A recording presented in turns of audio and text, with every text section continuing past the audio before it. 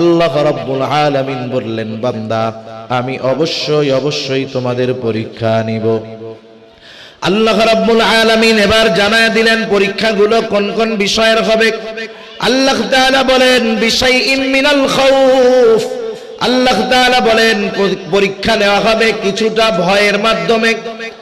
আল্লাহ রাব্বুল আলামিন এরপরে জানায় দিলেন ওয়াল জু', ক্ষুধা অভাব দারিদ্রতার মাধ্যমে পরীক্ষা নেওয়া হবে। ওয়া নাকসিম মিনাল আমওয়াল, মালের লস মালের ক্ষতির মাধ্যমে পরীক্ষা নেওয়া হবে। ওয়াল আনফুস, জানের জীবনের ক্ষতির মাধ্যমে পরীক্ষা নেওয়া হবে।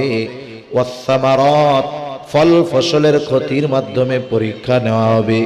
আল্লাহ তাআলা এই জায়গায় 5টা বিষয়ের পরীক্ষার কথা বলেছেন। বুজুর্গানে দিন বলেন, হয়তো কোনো মুমিনকে তার হায়াতের জিন্দেগিতে